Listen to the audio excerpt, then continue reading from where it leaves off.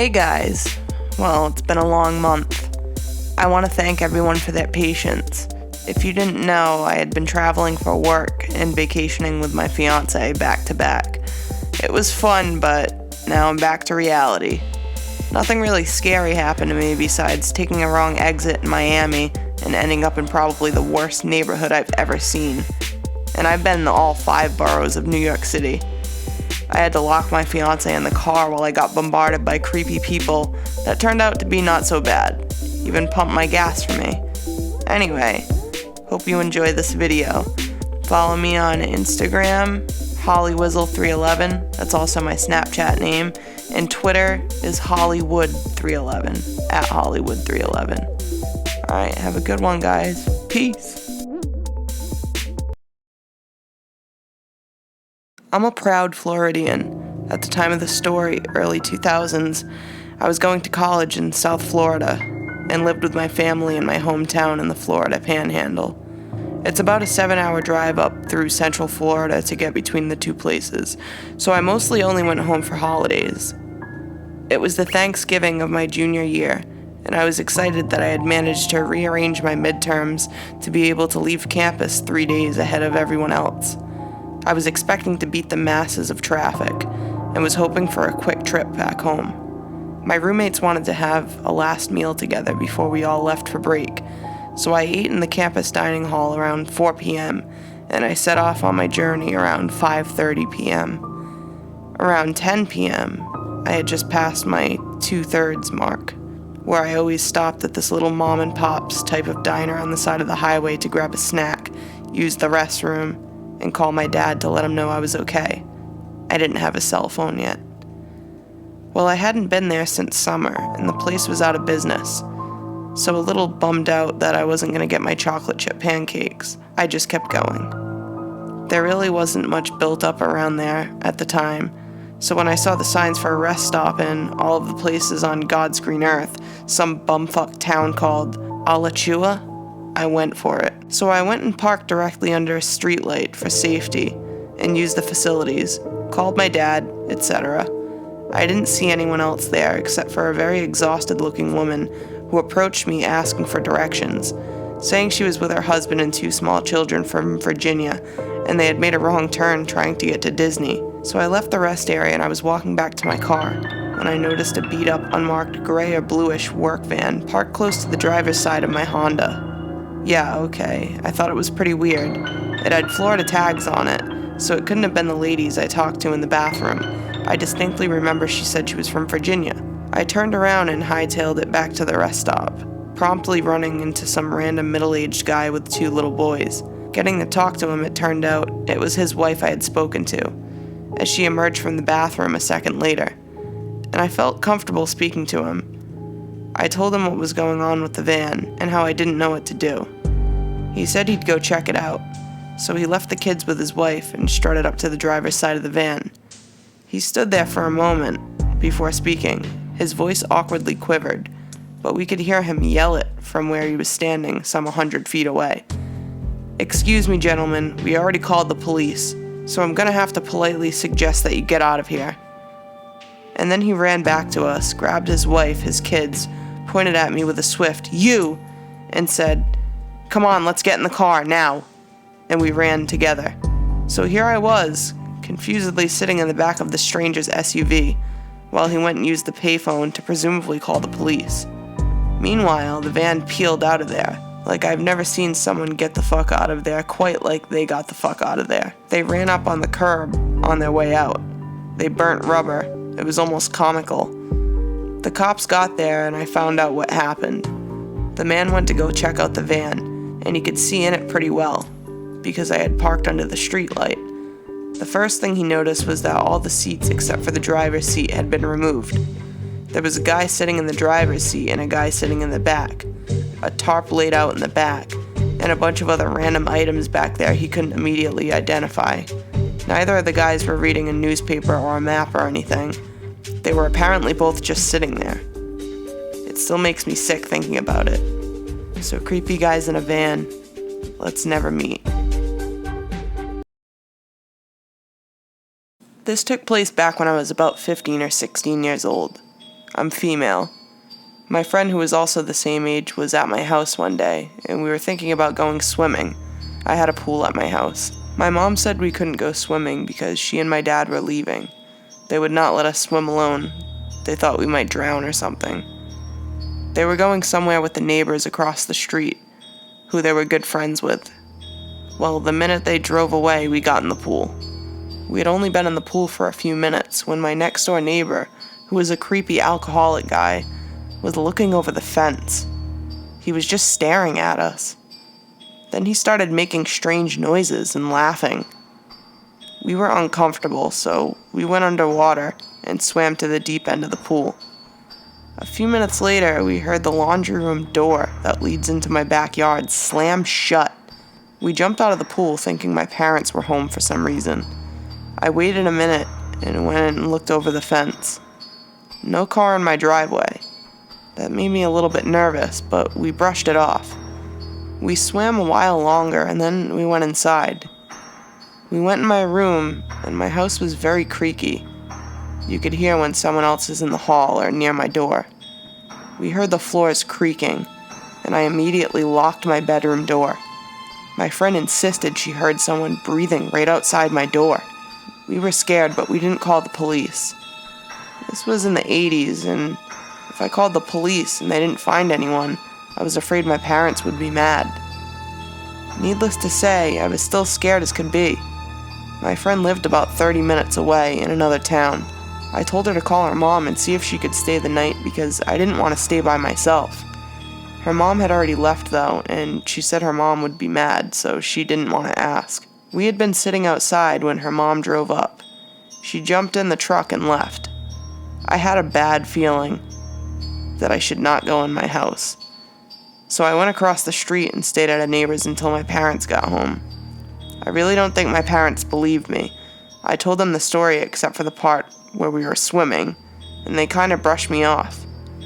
Years later, we found out the neighbor that had been watching us had been molesting his daughter, and he fled to Portugal to avoid being arrested.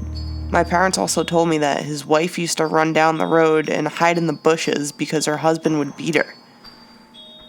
I had once, when I was about 10 years old, been playing with his daughter. She was 6 at the time. We were in her room and she started rubbing a toy iron on my leg really roughly, and I said, "Stop." She said, "Stop fighting me." Then her dad opened the door and said, "Can I play?" I got scared and left, and I had never played with her again. I'm pretty sure that day someone was in my house, and that it was him. It was in the 80s, so my front door had probably been unlocked.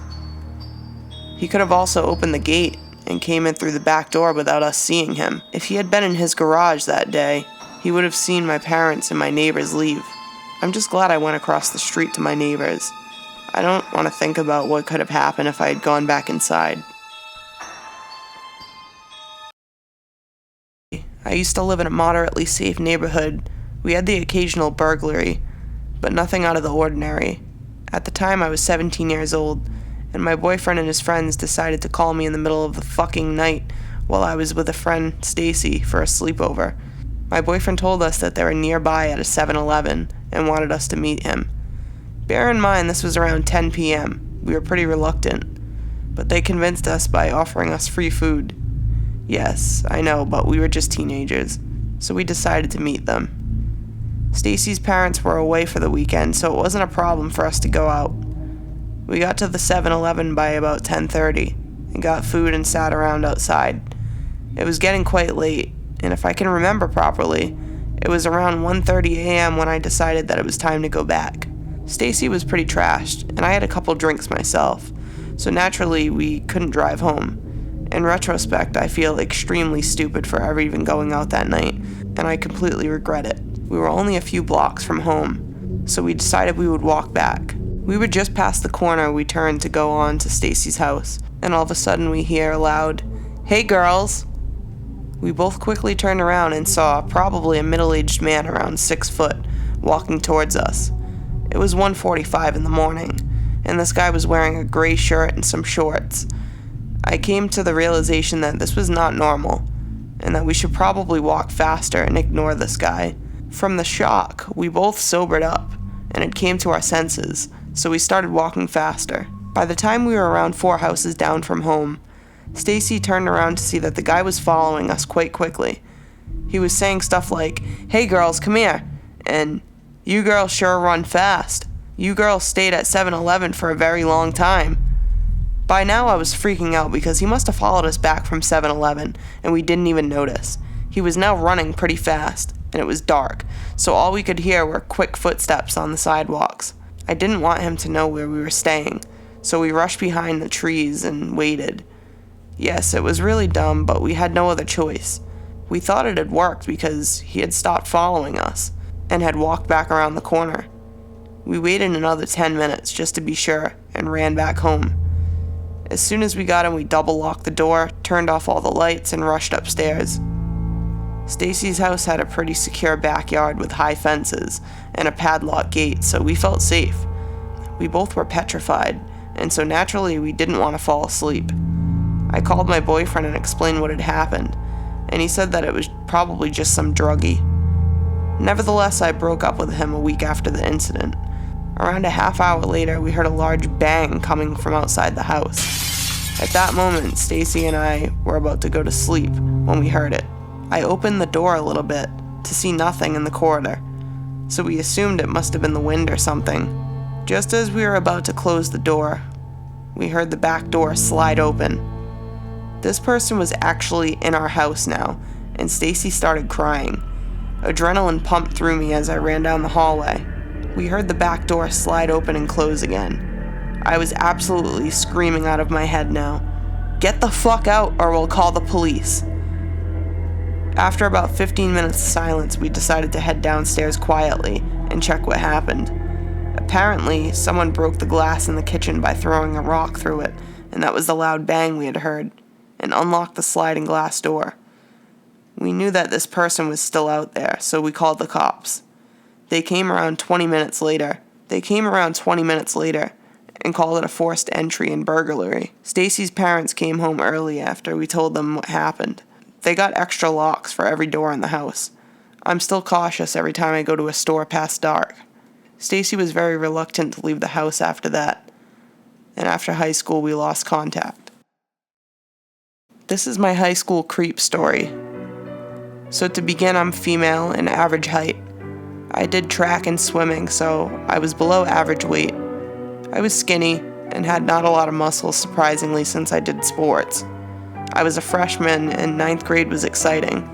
I had a few friends, but mostly focused on school. I was in advanced math and language art classes. There was this boy named Josh, who was in every one of my classes except for math. I didn't talk or interact with him a lot. I got weird vibes from him, but I decided that I was just being weird. My friends told me that Josh always asked about me, what I liked, who I liked, pretty much everything about me. I thought it was a prank. After about a month of asking about me, he started talking to me. The first conversation was awkward. "You're a random person, right?" He would ask my name, pretending he didn't know. I would nod and go back to organizing my locker. He kept talking to me. "Would you like to come out with me and my friends after school?" "No thanks. I don't know him." "Why?" he asked. "I have a lot of homework." I'd make an excuse. He'd ask this every day. His friends would come up to me and say that we would make a good couple. I would tell them I wasn't interested and ask them to leave me alone. They joked I was in denial. Jerks. That's apparently what they told Josh. He came up to my face again. "I heard you liked me. Funny rumors, right?" "Yes, very funny because it's just rumors." I would make sure he heard every word I was saying. "I also heard you were in denial. You shouldn't ignore your feelings." Josh grinned. I really wanted to punch him in the face. He's been bothering me for a long time. I decided to be nice. "Look, I'm concentrating on school and I just want to go to college, so I'm not trying to date anyone. Your friends are confused, but I don't like you that way." He walked away and glared at me. The next day he didn't show up for school. He didn't show up for the next week, claiming he was sick. When he came back, I guess he expected me to talk to him. He would follow me around, but wouldn't say anything. We had most of the same classes. I went into my math class and Josh almost followed me inside. That's how I found out he was stalking me. He talked to my friends more, saying we were dating. I would tell them he was lying, and thankfully my friends believed me. Someone stole my schedule, then Josh knew exactly where I was. I would take frequent bathroom breaks in between classes just to stay away from him. He told my friends he was trying to use reverse psychology on me and make him like me. Like not showing up to school makes me miss him, or being a jerk since in his mind girls like jerks. He would always make jokes about me. He would joke about my ethnicity, or how it apparently had chicken legs. He said that Chinese people ate dogs and cats. I told him to stop being mean, then he confessed that he was just trying to be cool. I told him to leave me alone. He followed me even more after that. He signed up for the clubs I was in, stole my personal items, stalked me, talked about me, and tried to get the same schedule as me. I couldn't prove he was the one who stole my things, so the principal couldn't do anything. He tried to get on the bus with me. He told everyone we were dating and in a great relationship. I told everyone we weren't. He convinced my language arts teacher to let us be partners. He just stared at me while I did most of the work that he copied off of. I was obsessed with good grades. I couldn't take it anymore, so I told the school counselor. She talked to Josh and his parents. He told me he was sorry and asked if we could be friends. He told my school counselor before and she talked to me. So I was basically forced into this friendship. I had a birthday party, which really wasn't a party. I would just hang out with one of my friends and eat cake and open presents. I chose Chris. We lived in the same neighborhood. We were good friends. I texted him when the party was, and somehow Josh found out. He showed up at my doorstep. I was freaking out. My mom answered the door, telling Josh that I was somewhere else with my friend. I know it was mean, but I was scared of him. He got angry with me, and at school he tried to hit me. My parents talked to the principal, and Josh could stay in the school, but had to switch classes and stay away from me. Josh, for yours and my sake, let's never meet. We were in Walmart the other night. We ran to the back of the store because she needed to use the restroom. Chilling near the restrooms, there was an overweight guy on one of those Walmart electric scooters. He was really greasy and somewhat unkempt. When my girlfriend went into the restroom, he suddenly asked me, "Is that your girlfriend?" Females take so long to use the bathroom. All of a sudden, he starts dry humping the seat of his scooter. It was not soft grinding. He was full-blown pounding the thing. He goes at it for about 30 seconds when my girlfriend finally comes out. He gets this creepy-ass smile on his face as I grabbed her hand and dragged her out of the area. Much to her confusion, he did not attempt to follow us as we finished our shopping. So scooter humping dude, let's not meet again. Being a female, I have plenty of people I do not want to meet again. I have been followed out of bars, touched inappropriately, stared at, etc. I know most guys aren't creepy, but it's a fact of life. One night, though, things took a far more sinister turn. I was a student at a medium-sized college in the middle of nowhere. It was a Saturday, and my friends and I had decided to live up to our school's party school reputation by getting rip-roaring drunk. After closing down the bars, we went to an all-night diner off campus. An hour later, and fully gorged on mac and cheese and french fries, we decide we're sober enough to head home. My friend Rachel and my roommate Caitlin and myself started to walk back towards the main street of campus. As we turn the corner, we see a white van parked in the glow of a streetlight. Campus was very quiet by that point, and the only people on the street were the three of us, and whoever was in the van. Before we get too close to the van, a scruffy man gets out of the driver's seat and walks towards us. "Hey ladies, how are you?" Now something you need to know about Rachel is that her alcohol tolerance was low, but not as low as her decision-making ability. She was a good time, but sometimes needed to be watched. She decides that stopping to talk to this man is exactly what she wants to do at the moment. The man from the van begins to tell us he's a taxi driver, and he's had a rough night. He says that if we'll let him give us a free ride home, he'll be able to end his night better. Rachel is listening to his story and is all about it. But everything about this guy is putting me on edge. He looks to be between 40 or 50, is wearing dirty clothes and has unkempt hair. The taxi is worse. By this time, I've noticed that the taxi has not a single marking to indicate it is such.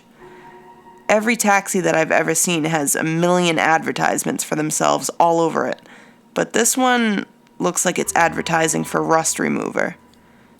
Taxi man is practically begging to give us a ride home for free. And about 5 minutes into the spiel, I see Rachel is seriously considering the proposition. Caitlin had been feeling sick, so she had left us by now, and we were alone. I knew no matter what happened, I wasn't leaving Rachel, so I grabbed her by the hand with the idea that I would drag her away if I had to. I looked back at the van and noticed that the passenger door is open. Another man is getting out. Nope, nope, nope, nope, nope. I tell the man no thank you, and we quickly walk away. Taxi man starts to yell nonsense at us as I fight the urge to let go of Rachel's hand and take off running. As we pass the taxi, I briefly look inside. There were 2 more men sitting in the back seat. Luckily, there was a male college student who had just turned down the street. With one look, he knew something was wrong and stopped to ask us if we were okay. I look back once more to see the 2 men jump into their van and drive away. It took Rachel the entire rest of our walk to fully realize the seriousness of the situation we had just escaped. She never saw the men in the back seat. She was mildly irritated that I had ruined her chance at a free ride home, even though Caitlin called me hysterical, thinking that we had actually gotten into the man's taxi. It took until I was on the phone with the police telling them the story. We weren't so close after that.